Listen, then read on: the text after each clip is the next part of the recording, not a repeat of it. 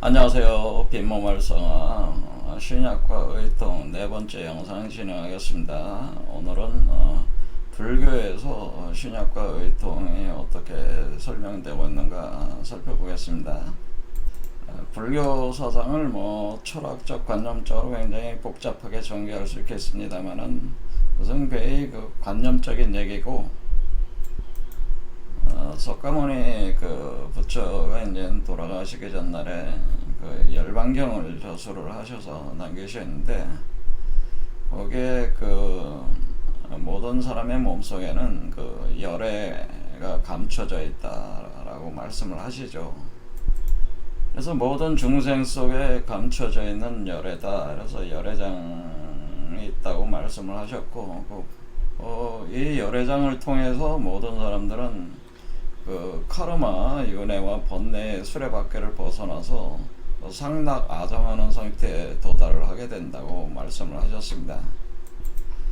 그러니까 상락 아정이라고 하는 이 얘기는, 상은 그 영원성이라는 걸 얘기하는 거죠. 영원 불멸하는 그 락은 즐겁다고 하는 거죠. 쾌락이다 그런 뜻입니다. 영원한 쾌락 상태에 있는 그 나가 있다고 하는 거죠. 그 나가 정하다고 하는 것은 깨끗하다라는 것, 정화된 나라고 하는 것은 번뇌가 없다는 뜻이에요. 그래서 번뇌가 소멸된 나가 영원한 쾌락을 누리고 존재할 수가 있다.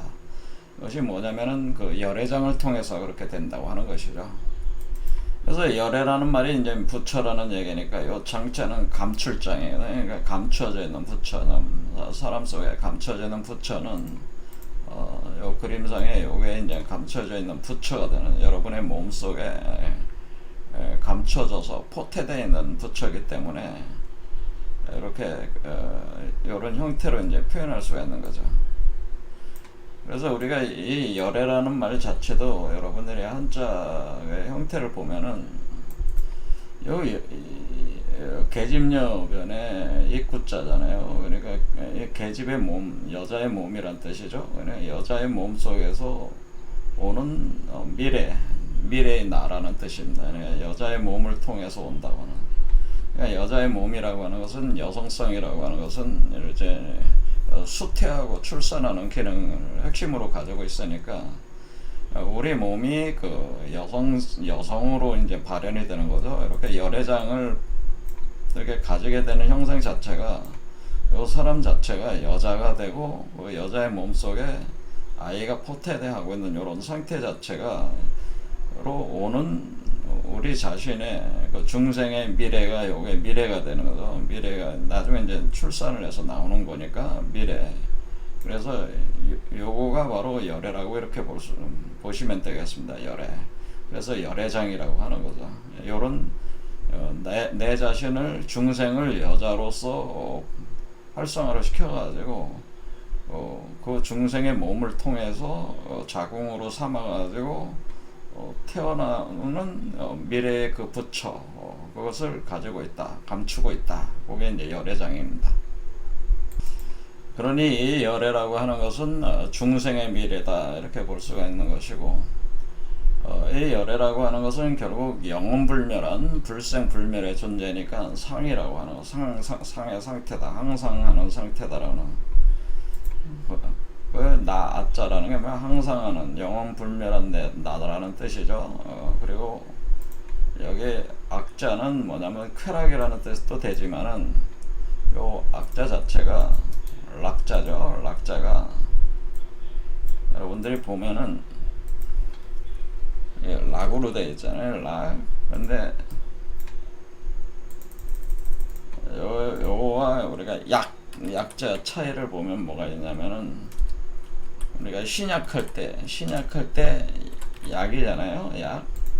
그러니까 요 락자에다가 풀초를 위에다 놓으면은 약이 되는 거예요. 약. 그러니까 요 락이라고 하는 그 한자 자체가 이렇게 그 실사자 두 개가 꼬여가면서 여기 백자가 있잖아요. 그러면서 나무가 돼 있으니까 요 락이라는 상태 자체가, 여기 요 나무가 이렇게 올라오는 요런 상태가 바로 쾌락의 상태죠. 그리고 요게 약이라고 풀이라고 하는 것은 요 가지에 싹들이 나는 게 이제 풀이 나오는 거니까 약이 되는 거죠. 그래서 요 상나가정이라는 말 자체가 이렇게 깨끗해진다, 번뇌가 소멸된다고 하는 자체가 지금 우리 몸속에서 이 상나가정은 우리 몸속에서 열애장이 활성화돼 가지고 열애장이 여러분 몸속에서 포태가 돼서 나오고 있는 상태가 사실은 그 상나가정이다, 이렇게 보시면 돼요. 바로 이런 이치를 석가모니 부처가 이제 돌아가시기 하루 전날에 열반경에 이제 설명을 해주신 거예요. 그러니까 우리 몸에 반드시 그 약이라고 하는 것이 이제는 생성이 된다고 하는 이치가 이미 글 안에 이미 내포가 되어 있는 거죠. 상당과정이라는 그 이치 안에. 자, 이 부처 불자도 한번 보겠습니다. 이것도 중요한 얘기니까. 불이라고 하는, 우리가 부처다 하면 불 하면 한자를 이렇게 쓰잖아요. 그러면 여기에 요 불이라는 글자가 이렇게 궁자가 있죠. 요 궁이, 이렇게 생긴 궁이 이게 용을 상징하는 거예요. 용. 이 궁이 활궁자가 바로 용이다라는 용뱀을 뜻하는 글자이기 때문에 요 불은 두 개의 기둥을 용뱀이 휘감고 올라가는 그런 사람이 바로 부처가 된다라고 하는 겁니다. 그러니까 여기서 보면은 요게 두 개의 그 기둥에 해당되는데, 이 두 개의 뱀이 꼬여 올라가는 뱀이, 그러면은 여기서 이 두 개가 하나가 되면서 올라가니까 이 용이 이렇게 음양으로 꼬여 올라가는 거죠. 요거 자체가 불이죠. 불이다라는 이런 과정을 통해서 나오는 요 존재가, 그런 사람이 자가 있잖아요. 요 사람이 바로, 요 존재가 바로 부처다, 이런 얘기입니다. 이런 얘기죠. 자, 그러니까 여러분들이 요 간단히 몇 가지만 살펴봐도 이제 아시겠지만은, 우리 몸속에 이제 열애장이라고 해서 이제 부처가 감춰져 있기 때문에 이것을 활성화시켜야 돼요. 그 활성화시키는 과정 자체가 궁울빈몸 활성화 과정이라 이렇게 보시면 되겠습니다. 제가 말씀드리고 있는 그 궁울빈몸 활성화 과정은 사실 부처가 되는 과정이에요. 근데 오늘날 그 많은 그 불교의 사원들에서 가르치는 거는 부처가 되는 거를 가르치질 않아요. 뭐 이상한 것들만 많이 하는 것 같아요. 제가 볼 때는 진짜 부처가 되는 방법을 가르쳐 주는 것이 진짜 거기가 절이고 사원이 아니냐, 이런 얘기죠. 자, 그래서 우리가 이렇게 그 궁울빈몸 활성화되는 단계를 불가에서도 그거는 이제 다 가르침이 있기 때문에, 우리가 선도에서는 지금 궁울빈몸 활성화 369 단계로 해서 이렇게 3개의 단계로 나눴잖아요. 불교에서는 이걸 어떻게 하는 거냐면, 첫 번째 단계를 성문이라고 하는 겁니다. 성문. 그래서 성문. 두 번째 단계를 우리가 이제는 그러니까 여기 인성공 연정하기 단계를 성문이다, 성문 단계다, 이렇게 보시면 되고, 두 번째 단계를 독각이다 또는 영각이다, 이렇게 보면 영각. 그러니까 이제 불교에서는 이제는 연기화신 단계를 영각이라고 하는 거고, 연신언어 단계를 보살이라고 하는 겁니다. 그래서 성문, 영각, 보살, 그래서 궁극적으로 이제는 연어합도 단계 들어가면은 여기 이제 부처가 되는 거죠. 부처, 불. 그래서 이것을 삼승일승이라고 하는 겁니다. 그래서 성문, 영각, 보살의 단계를 거쳐서 궁극적으로 하나의 부처로 회귀하게 되니까 요 세 개를 삼승, 그러니까 이렇게 상승해 가는 거잖아요. 차원 상승할 때 올라간다는 3단계 승, 오르는 과정을 거쳐서 부처에 도달한다, 그런 겁니다. 그래서 이걸 또 다른 말로 연정하게 연기하신 연신하내니까 정기신이 하나로 돼가는 거니까 회삼귀일, 그걸 불교에서는 또 회삼귀일이라고 하는 것이죠. 이렇게 성문, 영각, 보살이 하나가 돼가지고 부처가 되는 회삼귀일이다, 이렇게 말씀을 이제 가르침을 이렇게 내리신 거죠. 자, 이치는 다 같습니다. 자, 그래서 우리가 이제 보살이라는 게 뭐냐. 그래서 불가에서 이제 보살이라는 말을 많이 쓰면서 뭐 주로 절에서 이렇게 활동하시는 여성분들을 보살이라고 많이 하시는데, 그 보살이라는 말이 본래 뭐냐면은 보살은 보디사트바라는 말이죠. 보디사트바. 원래 보디사트바인데, 근데 왜 보디사트바라고 하냐면은, 이 보디라고 하는 게 우리가 이제 이걸 보디라는 말이 보리라고 해요. 보리수 할 때 보리수 나무. 우리가 석가모니 부처가 이제는 붓다가야라는 지역에서 득도를 하셨을 때에, 그때에 보리수 나무 아래서 득도를 하셨잖아요. 그래서 그 보리수 나무에 이렇게 앉아 있는 자세에 이제 득도를 했다. 그래서 그때의 이 보리수 나무의 그 종자를 가리켜서 보리라고 하는 거죠. 보리. 그러니까 이게 보리수 나무의 종자다, 이렇게 생각하시면 돼요. 그래서 보디라고 하는 것은, 보디는 우리가 어떻게 볼 수 있겠어요? 보디는 깨달음의 씨앗이 바로 보디입니다. 깨달음의 씨앗이 보디인데, 이것이 사실은 보디가 보리수 나무 종자, 이렇게 보시면 되죠. 보리수 나무의 종자가 깨달음의 씨앗이고, 바로 그 종자가 심어져 가지고 열매를 맺어서 그 열매의 또 종자로 만들어진 거니까, 여기 보디가 깨달음의 씨앗을. 자, 그럼 보리수 나무라고 하는 것은 붓다가야라는 곳에 있는 그 나무를 얘기하는 거냐? 그게 아니고, 사실은 뭐 어떤 나무냐면 우리 몸속에 자라는 이 나무가 보리수 나무라는 거죠. 이렇게 우리 몸에 제가 깨달음의 씨앗이 심겨져 가지고 자라난다고 그랬잖아요. 자라서 열매를 맺는다고 그랬으니까, 이 나무의 씨앗을 가리켜서 보리수 나무 종자 보디라고 하는 겁니다. 근데 그 씨앗 안에 바로 뭐가 있는 거예요? 씨앗 안에, 보디 안에 열애가 있는 거죠. 보디 안에 열애가 있으니까, 그러니까 보디라고 하는 거는 사실 뭐예요? 열애가 숨겨 있다는 거죠. 보디라고 하는 깨달음의 씨앗 안에는 열애가 숨겨져. 그러니까 다른 말로 해서 보디가 바로 열애장이라고 하는 겁니다. 보디가 그냥 열애장이다, 그렇게 이해하시면 된다는 거. 자, 그러면 사트바라고 하는 말은, 우리가 사트바는 중생을 얘기하는 겁니다. 중생. 사트바. 그럼 사트바는 중생이니까, 우리가 중생은 이 보디사트바라고 하는 보살이라는 말은, 보살은 뭐 열애장 상태의 그 중생을 얘기하는 거죠. 열애장을 감춘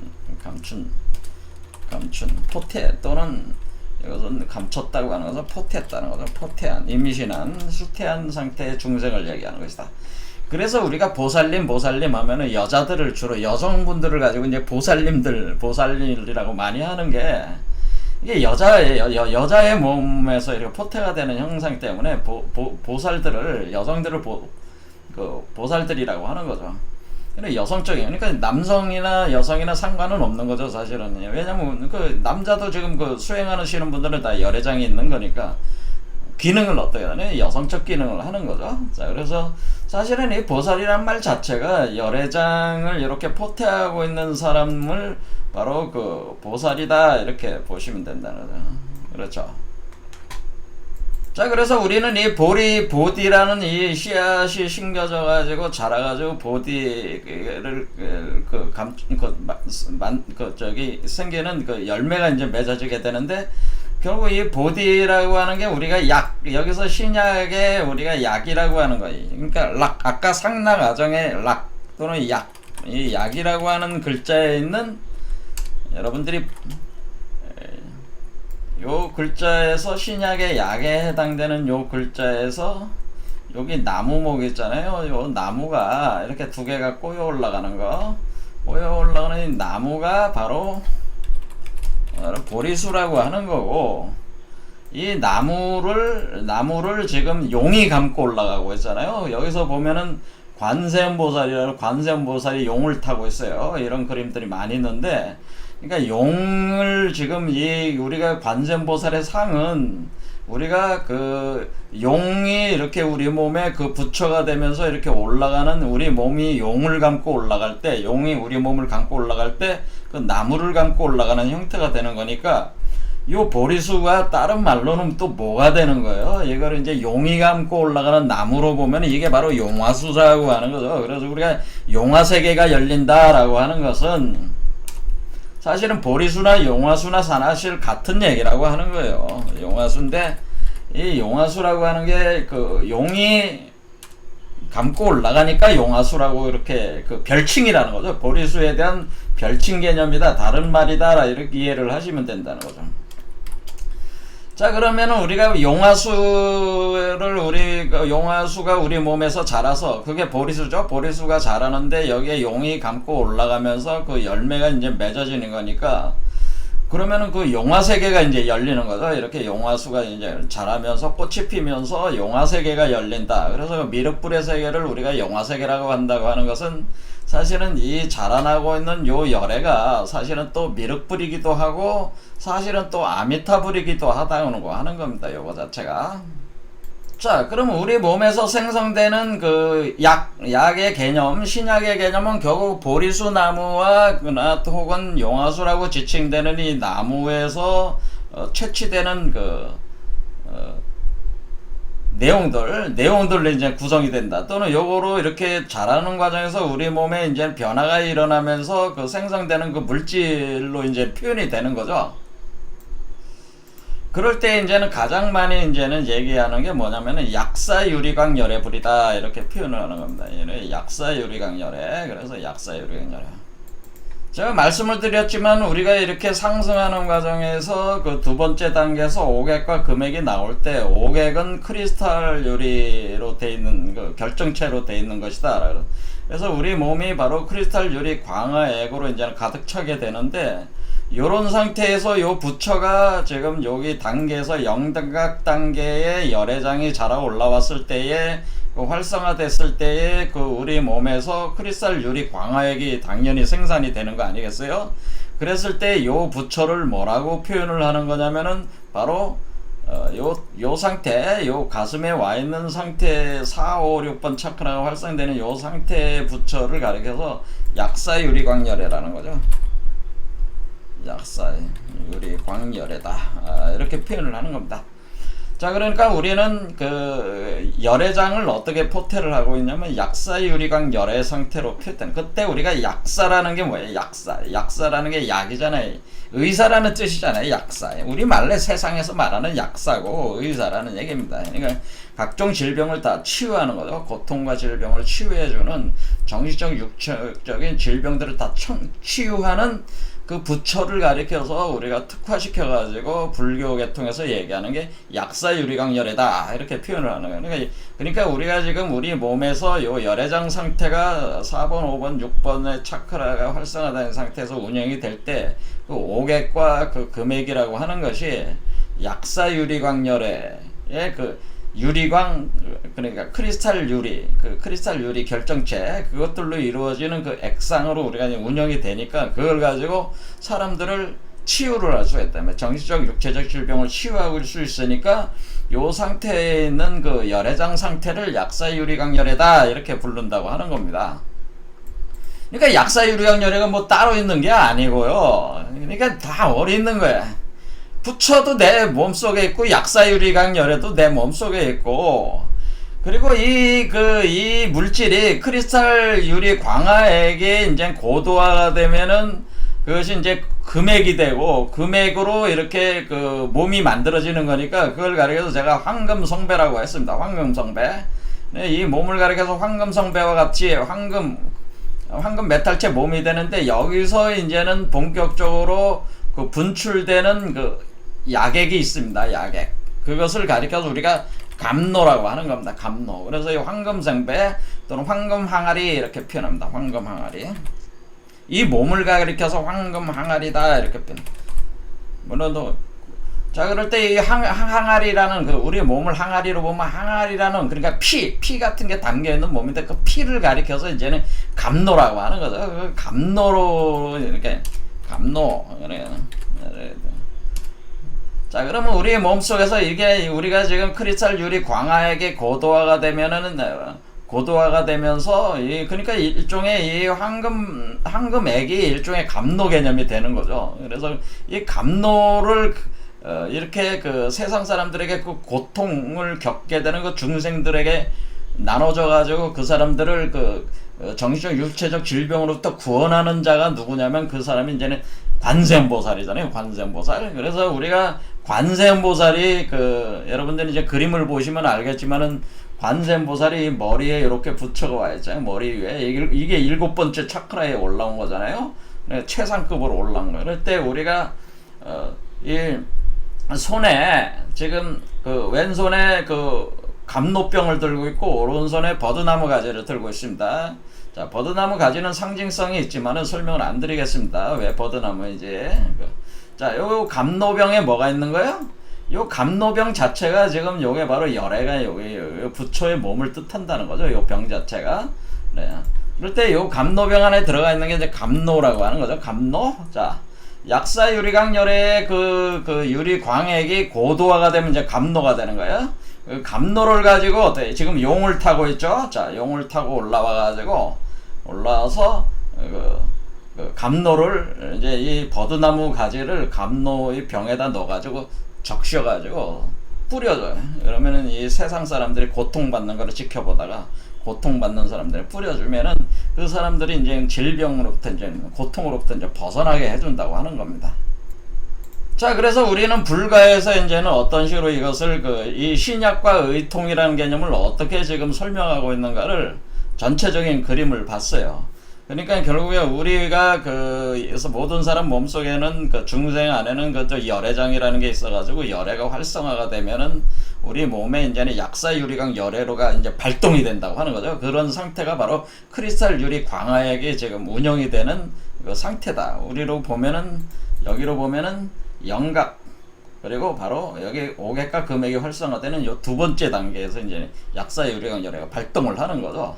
그러면은 그것이 이제 고도화가 되면은 이제는 이 열애의 몸이 이제 형성이 되면 열애의 몸을 통해 가지고 그 순수한 생명액, 생명수가 이제 방출이 되는데 그 생명수가 바로 감로라고 하는 거죠. 그러면 감로는 최상급의 그건 한 방울만 먹어도 죽었다 그냥 죽은 사람도 살릴 수가 있는 게 깨달음에 도달을 시킬 수 있는 엄청난 그 물질이 감로에 그 감로를 나눠주는 겁니다. 관세음보살이.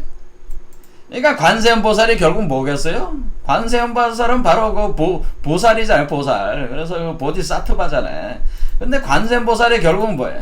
관세음보살이라는 건 이런 경지를 다 수행을 통해 가지고 차원 상승한 사람을 가리켜서 관세음보살이라는 거죠. 그러니까 관세음보살이 뭐 따로 있는 게 아니고 여러분이 바로 관세음보살이 될 수가 돼. 여러분이 나도 관세음보살이 될 수 있고 관세음보살은 별개의 인격체가 아니고 이런 어떤 부처가 되는 수행 과정이 고도화가 된 차원 상승된 그 중생 수행을 통해서 차원 상승된 중생이 어디에 약사 유리광 열애의 유리광의 신약을 이렇게 의약을 이렇게 제공해 줄 수 있고 감로를 이렇게 제공해 줄 수 있는 사람이 중생이 관세음보살이라는 거예요.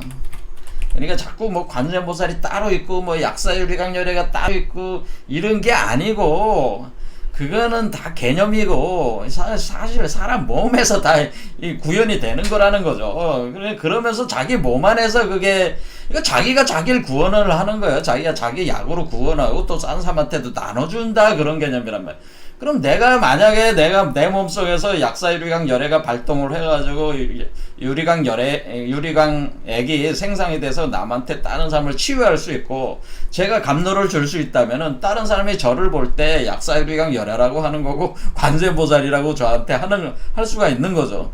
마찬가지로 다른 분이 또 그렇게 됐으면 또 그렇게 할 수 있는 거는 그런 개념이지 어떤 따로 이렇게 객체가 아니란 말이에요. 그러니까 미륵불도 따로 있는 거 아미타불도 따로 있는 개념이 아니라 그 호칭들이라고 하는 거는 그냥 그 상태를 표현하기 위해서고 호칭들이 있는 것이다 그런 얘기입니다.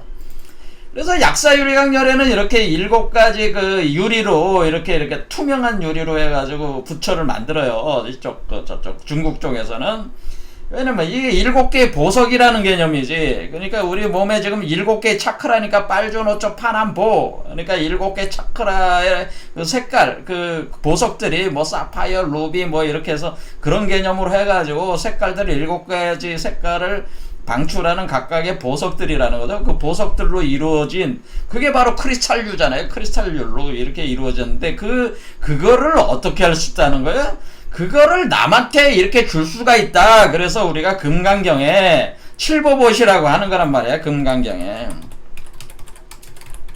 칠보보시를 할 수 있는 사람이 다른 사람한테 칠보보시를 해준다면은 그 엄청난 공덕을 쌓는 것이다라고 얘기를 하는 겁니다. 그래서 우리가 보시를 한다면은 이런 보시를 해야 되는 거죠. 그렇죠. 금강경에 이제 금강반야바라밀다, 금강반야바라밀경에 자, 계속 반복적으로 거기서 얘기되고 있는 건 뭐냐면 칠보보시를 해야 된다네. 그러니까 칠보보시라고 하는 얘기 자체가 바로 약사 유리광 열의 작용이요. 그리고 또 뭐예요? 관세음보살 작용. 그러니까 약사 유리광 열의 작용으로 타인들한테 그 크리스탈 유리액을 나눠줘. 그럼 그 사람들이 각종 그 정신적 질병으로부터 정신적 육체적 질병을 벗어날 수 있게 해주고 관세음보살이 돼서 그 액을 고도화되면 더 감노가 되니까 그 감노로 그러니까 약사 유리광이 크리스탈 유리광액이 뭐 100g으로 효과를 낸다면은 그 감노는 0.1g으로도 효과를 동등한 효과가 나는 그런 개념이라는 거죠. 그래서 우리가 지금 칠보보시를 하라고 하는 얘기 자체는 뭐야? 여러분 자신이 약사 유리광 열애가 돼야지, 포태가 돼야지 이게 가능한 거 아니겠어요? 자, 티베트 불교에서 이제는 그 금강살타라는 개념도 마찬가지예요. 금강살타도 이렇게 이제는 수행을 하면은 원륜이 이제 돌아가면서 몸 안에 이제 감노가 이제는 들어옵니다. 그러니까 이런 감노가 들어오는 수행을 합니다. 구체적으로. 자, 이런 수행들은 이제 티베트 불교에서 이렇게 이제 들어가는 거고, 이게 이제 다 같은 얘기라고 하는 거죠. 자, 결론적으로 얘기해서 우리가 이제는, 이 불교에서 우리가 신약과 의통을 얘기하는 그거는 결국 뭐겠어요?